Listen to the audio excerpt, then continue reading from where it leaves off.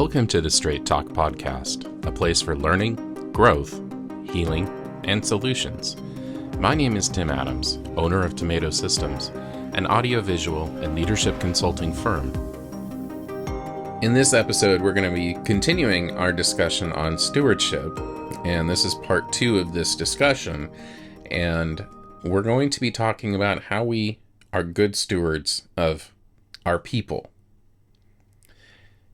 And this is both a narrow topic and a broader topic, because by people, what I mean is both the larger congregation, those people that are members of the church or they attend regularly, but also the people that serve. And we are going to be focusing primarily on those who serve, but there are principles and concepts that I believe can be applied to both groups. So let's talk about our people. First and foremost, the people in our churches are, let's just be honest, they're hurting. I'm not necessarily going to say they're broken, but they are wounded. And some of them are more wounded than others. And they can behave out of that pain in ways that hurt other people. I know of one pastor, I think I've shared this before, that was in a church that was so toxic that he almost committed suicide. That is not okay in any way.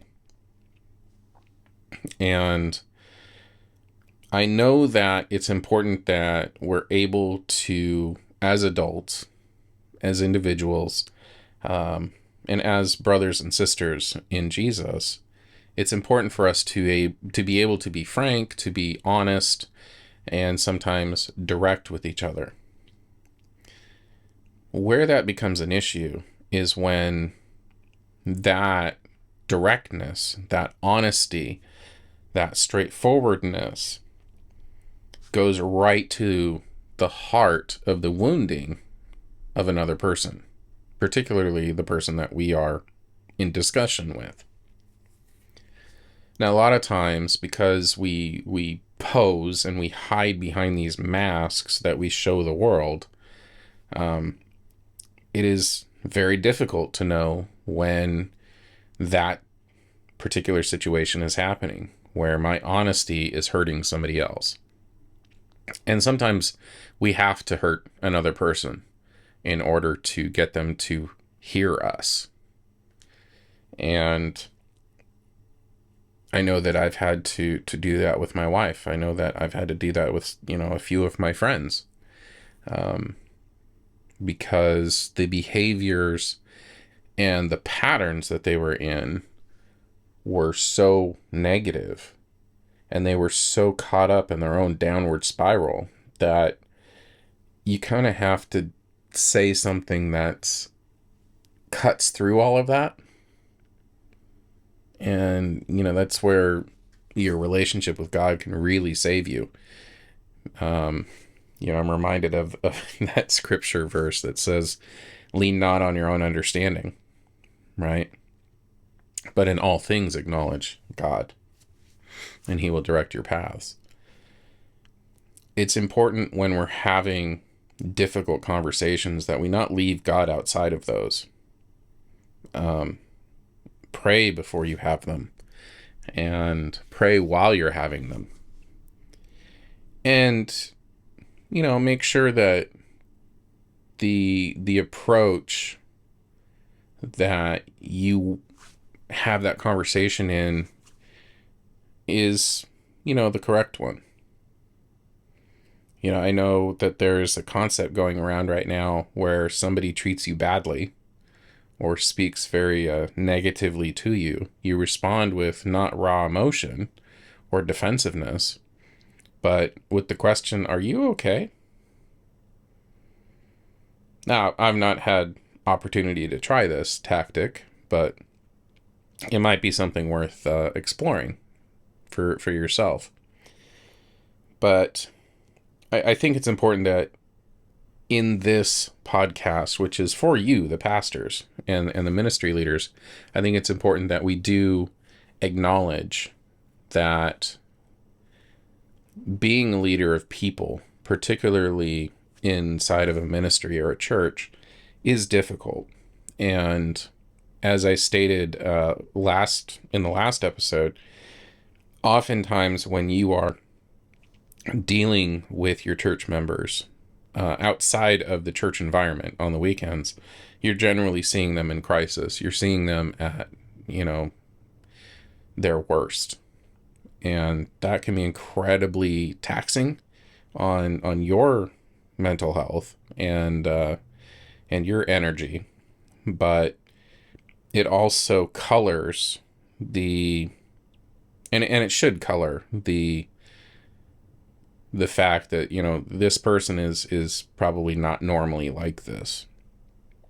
And yet there are those people that come into your office and they're just jerks and they're bullies and they're used to intimidating people to get what they want. And, again, we talked about behaviors that should not be tolerated in last episode. But I kind of want to dive into that a little bit more, because having difficult conversations, particularly when you are raised in a church environment where the epitome of being a Christian man is to be the nicest guy you've ever met, or the epitome of being a Christian woman is to serve and be of service until effectively you die,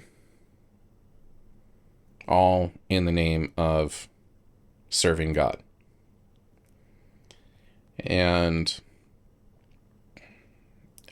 I'm sorry, I just can't get behind that. I just can't. And I'm a big proponent of John Eldredge and Wild at Heart and Captivating and most of his writings. I don't agree with everything that he has written, but by and large, I'm a big proponent of it because I think it's right. God meant something when he meant man. He meant something when he meant woman, or when he created woman. And I think it's important that as men and women of God, we need to know what that means for each of us. Because we're each fearfully and wonderfully made in very unique ways. And we should be celebrating that uniqueness and not criticizing it. And this is part of this discussion because one sign of a truly good leader, a great leader, is the ability to identify the strengths and weaknesses inside of your people, and then guide them into areas of service that matches their strengths. And I know I just, went on a soapbox about service, but there are ways that you can serve and still retain healthy mental, emotional, spiritual balance. What we don't want to see is one group of people that are serving in an area week after week after week after week after week. That's not what we want to see. And you might say, well, we're a small church. We don't have the abundance of people that we can use in order to rotate people through, so that we have teams of people that always work together on the same week every month, right? Yes, that is a luxury. I will give you that.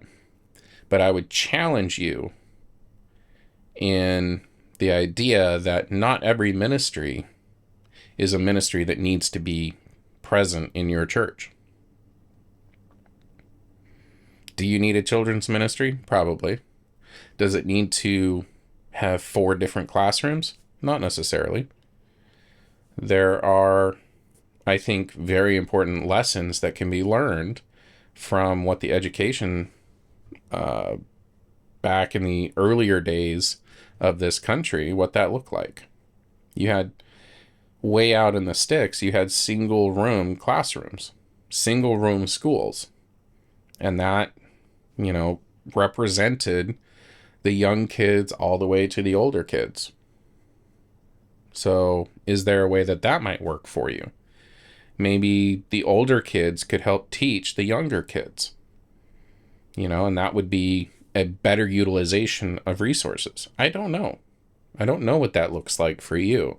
But just because we've done church the same way for the last 100 years doesn't mean that is the best way for your church to do church in 2024 and moving forward. I think a lot of times we have this adherence to tradition that really has no justification other than, well, that's the way we've always done it. And man, oh man, do I know that there is pushback like crazy when you suggest changing something. But that gets into a discussion of idolatry. And are we putting other things above God and above the mission of growing the kingdom? Because ultimately that is the mission we were given as the church. And if we're focused on other things that really have no basis in fulfilling that mission of growing the kingdom, then we should be regularly challenging those things. So that's just my soapbox moment. But I think if we can put people in areas of their strengths, you're going to have a lower percentage of burnout because people are serving in areas that actually invigorate them and actually feed something inside their soul, inside their heart. Where we start to see burnout escalating is when the tasks that I do at the church or for the church are not easily applicable to the overall mission. So, and this is a concept I came across doing AV for a bunch of leadership events for a client of mine. It was a hospital. And they really focused for 2 or 3 years on this idea of connecting task to purpose. And how that statistically has a tendency to significantly reduce burnout. It doesn't eliminate it, but it does reduce it significantly. And one of the examples they gave was housekeeping. Not a very glamorous part of healthcare, let's be honest. However, if the point of a hospital, if the mission of the hospital is to help people get better, improve their health, then ensuring that while the patient is in the hospital recovering and recuperating, they are given an environment around them that is clean and sterile and devoid of dirt, grime, bacteria, viruses, that kind of thing. Now, all of a sudden, the context of what I do as a, janitor in housekeeping, now that context has a much higher purpose. And I can directly tie what I do, cleaning patient rooms and cleaning the hospital, to the overall mission, which is to help people heal, right? So this gets into a bit of the vision casting topic that we're going to be talking about in the future.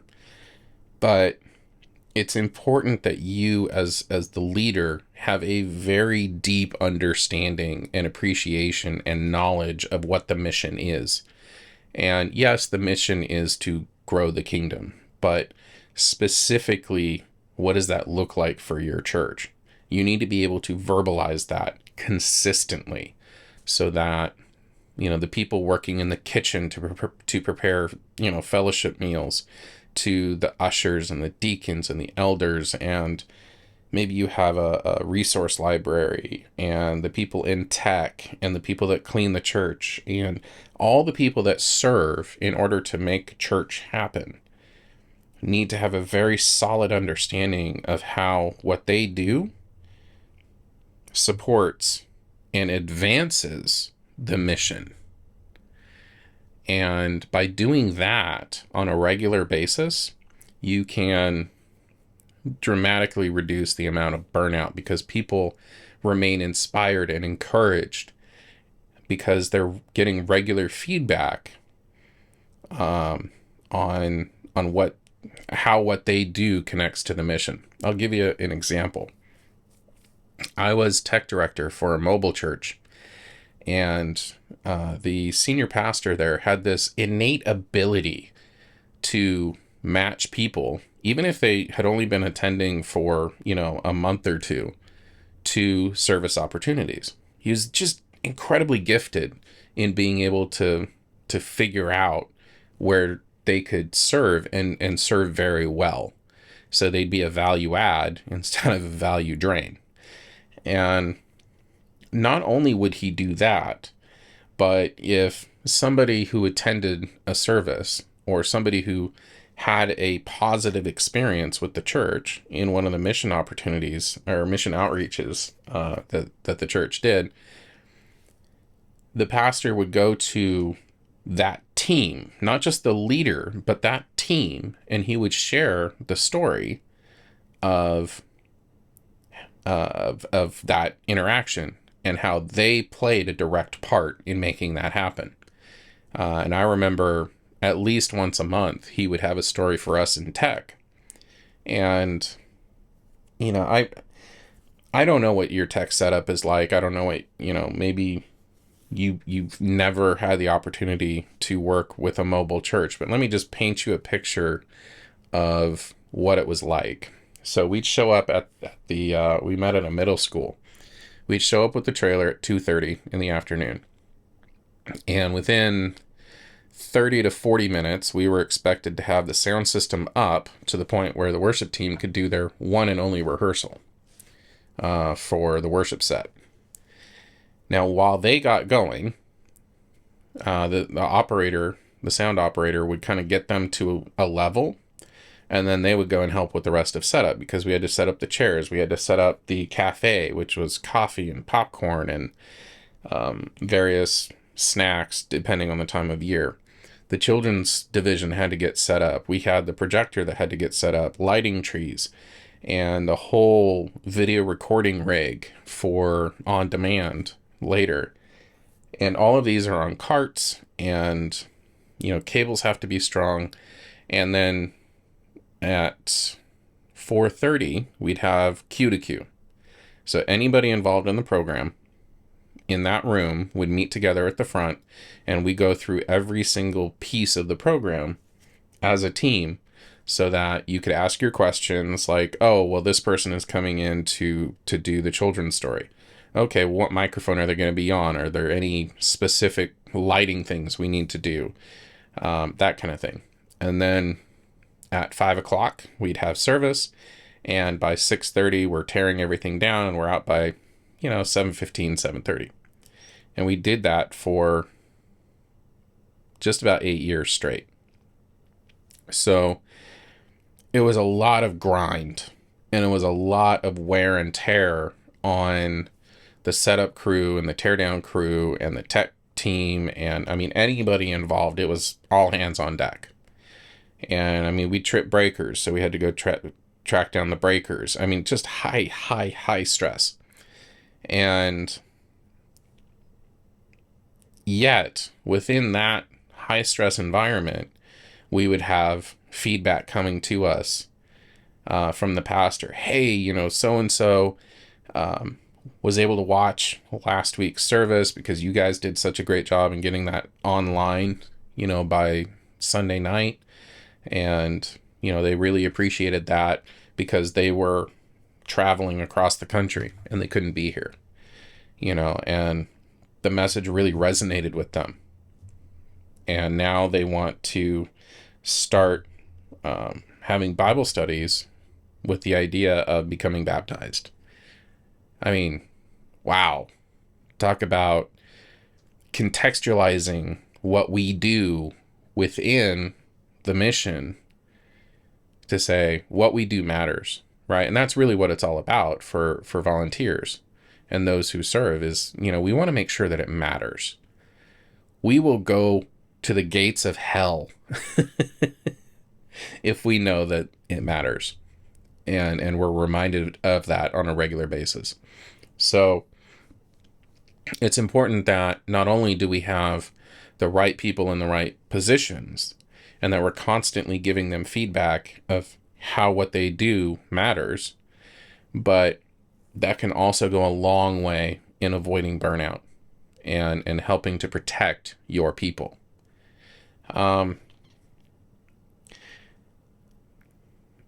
It is important to actively recruit, even if you're in a small church.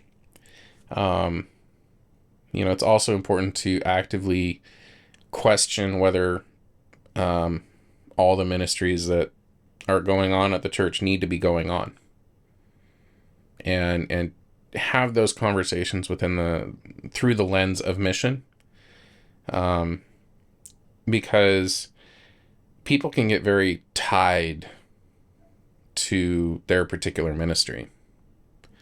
And if you're doing a homeless ministry, for example, and what you're doing is going and feeding the homeless every single Sunday morning, or Saturday, or whatever it looks like for you, but all you're doing is feeding them. You're not actively engaging with these people to have conversations to help encourage their relationship with God. If it just becomes rote and static, then we need to be able to have those conversations to question, like, is this actually impacting the kingdom, or is it just something we're doing to feel good? And it can be very difficult to have those conversations, particularly for long-term missions and outreach ministries, because people are just so accustomed to doing it that they've kind of lost the direction. They've lost the purpose part of it, the mission-oriented part of that. So I would encourage that, while we're talking about people, we're also thinking about these difficult conversations that sometimes need to happen. And any time that you're trying to manage a group of people, you're going to have conflict. And there are lots and lots of resources available about how to do that effectively. But I think primarily it's important to understand, like I mentioned last time, that when you're dealing with people in the midst of conflict, you're dealing primarily with their woundedness. And what they're doing or what they're saying may not necessarily be a personal attack. That's not a justification. That's not a cop-out. That's not an excuse. Because ultimately, we need to be responsible and accountable for the things that we do and say. But it could be a motivation as to why the conflict is there to begin with. And I think that's one of the primary reasons why asking somebody who's in conflict or in crisis, are you okay? It's a really non-judgmental way of opening the door to saying, look, I'm less concerned about how you're behaving. I'm less concerned about what you're doing to other people so much as how you are. and obviously there are limits to that, but I think it's important that in this world of social media saturation, where we regularly dehumanize other people, particularly those we don't agree with, either ideologically or politically or, whatever. I think it's important that rather than finding those things that divide us, remembering that, this person that you're interacting with is a human being, is a brother or a sister in God, and is a child of God. And we should, to the best of our ability, be able to interact with that person with that mindset. And again, there are going to be situations where, with the rise of the Karen, the so-called Karen, that nothing you say or do is going to satisfy them. And, personally, I think these people who are acting like Karens, they need to be taught a lesson, because they think they know everything. They think they're the most important person, and, blah, blah, blah. Is that our place? Maybe. I'd say, walk with God on that one. I'm not going to say it is. I'm not going to say it isn't. I have little patience for people like that, personally. I think the Bible is very clear about prideful people. And I think it's less clear on how to treat those people. But again, you got to rely on what you're getting from God in the moment.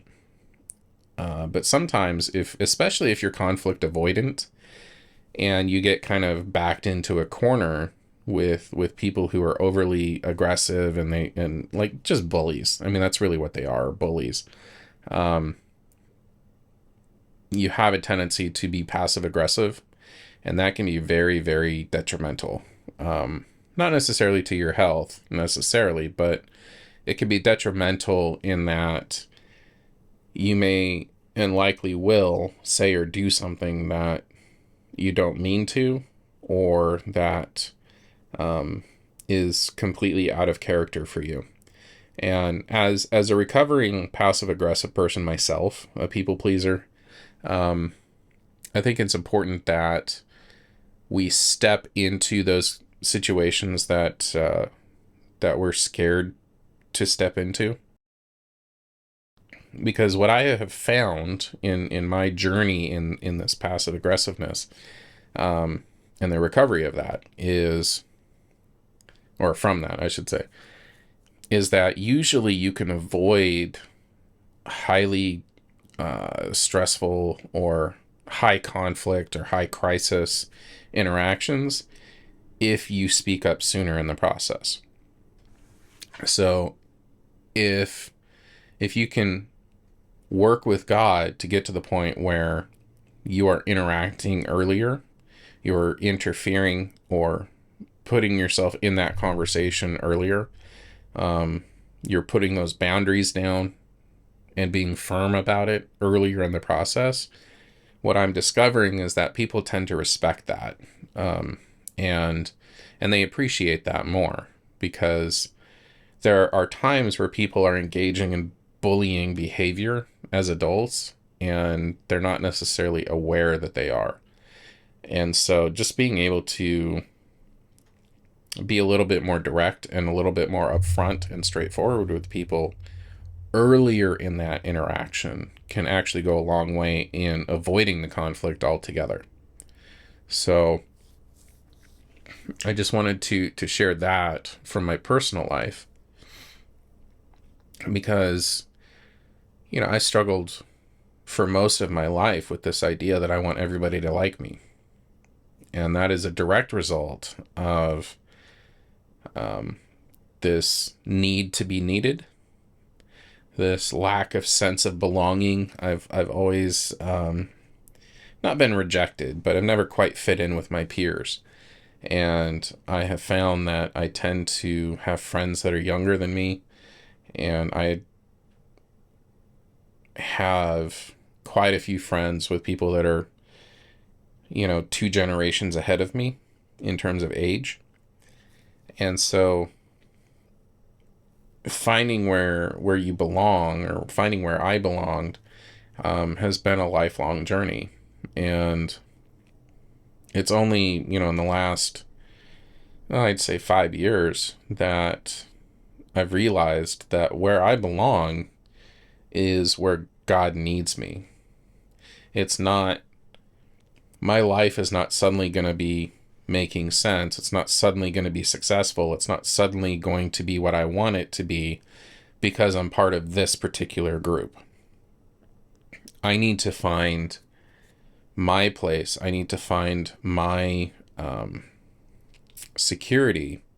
I need to find my center in God. And that's where my root needs to be. That's where my foundation needs to be. And it's so easy to say that. It's so different to live that.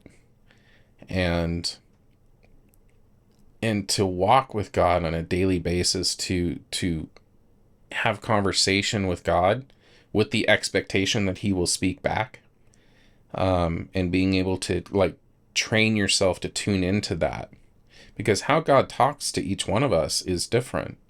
For me, it's through impressions and the intentional focusing of my mind to avoid distractions and to stay with a question and to stay present in that moment with God until I hear from him. That's how it works for me.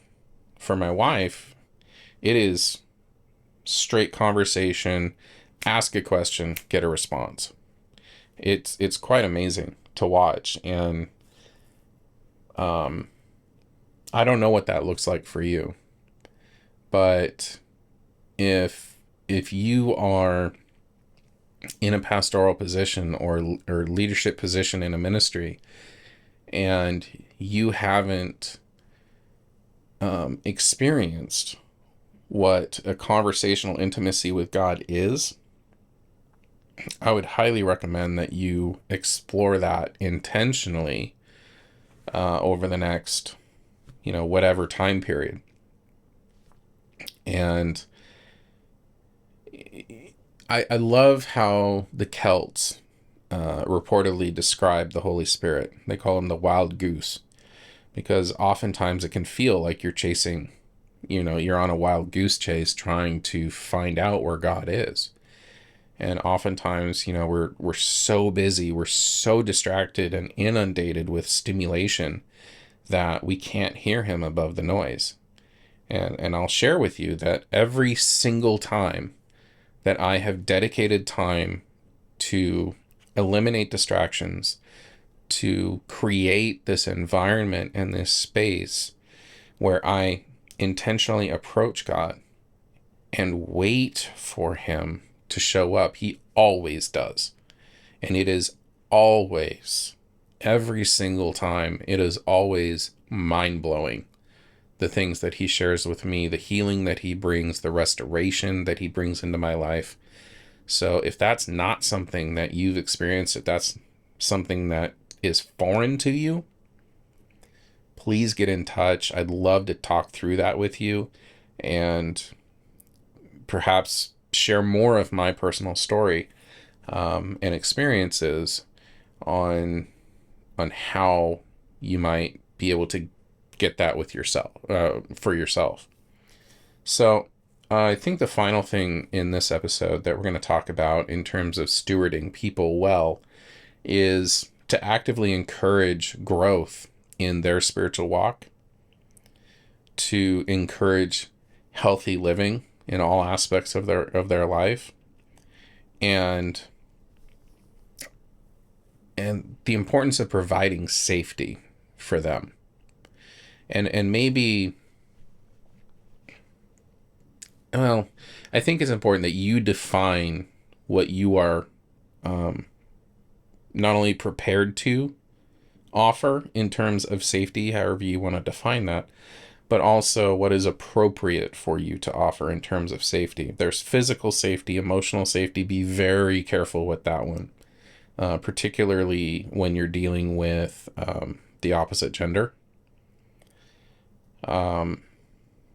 And particularly if you're a man and you are counseling a woman, I feel so strongly about the dangers involved in that I would actually recommend that you probably should hand that off to either a female pastor or a therapist, or a female trained professional. It doesn't necessarily have to be a woman that you hand this lady off to, but there need to be very, very firm, very clear boundaries around what that relationship looks like. And I think that pastors get themselves into a lot of trouble when they are diving deeply into emotional issues with a woman when they're a man, and vice versa. There are bonds that are created emotionally between people, particularly when they are the opposite gender. And you might think that, well, if they're married, then it's fine. No, it's not. Quite the opposite. I'm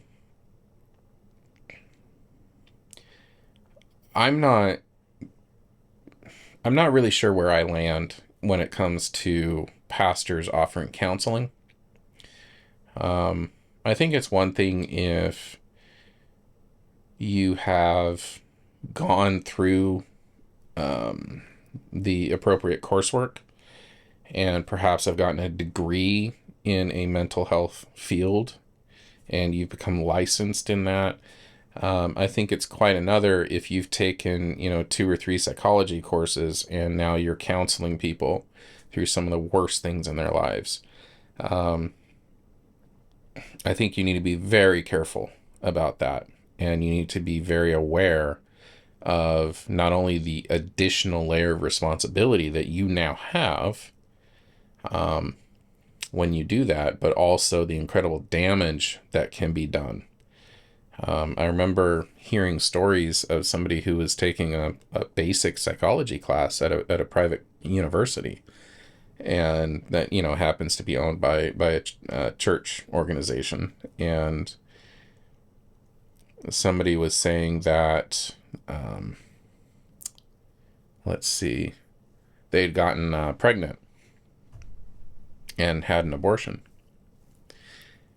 and their own peers inside of that class were telling this person to their face, this young lady to her face, that she was going to hell because she had an abortion. Now, I don't particularly care what your personal view on abortion is.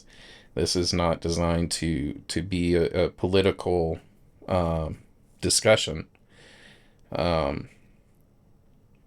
But my personal belief is that it's fine to be direct, it's fine to be honest, it's fine to be straightforward, but not at the detriment of somebody else's mental health, or when it comes to particularly decisions on salvation that are not ours to make. Only God is qualified to make that judgment. And I know that Christians, there is a long history in the church of the church or people in the church being judge, jury, and executioner. And it is a stigma, it is a reputation that real followers of Christ have struggled against for centuries. And what I'll leave you with is a quote from my favorite film, which is Kingdom of Heaven. And it is arguably one of the most amazing quotes in any film that I have come across. And it simply says, I put no stock in religion. By the word religion, I have seen the lunacy of fanatics of every denomination be called the will of God. I have seen too much religion in the eyes of too many murderers. Holiness is in right action and courage on behalf of those who cannot defend themselves, and goodness. What God desires is in the mind and in the heart, and what you decide to do every day will make you a good man or not. And what I like about that is the differentiation between religion and holiness. And the fact that what God desires is us, our hearts and our minds. Love the Lord God with all of your heart, all of your mind, and all of your soul. Basically, all of you, right? And for us to have the audacity and the pride to assume that we're doing the will of God, particularly when we are doing things that are absolutely horrendous to other people, in the name of God, are you kidding me? Only God is qualified to decide who lives and dies. Only God is qualified to decide who is going to heaven and who is not. And for us to assume that task, to assume that role, and to assume that we are correct morally and spiritually in order to do that, I don't know. For me, that's borderline blasphemous and should be treated as such. You will find that I'm a very opinionated person, and you either will like that or you won't. But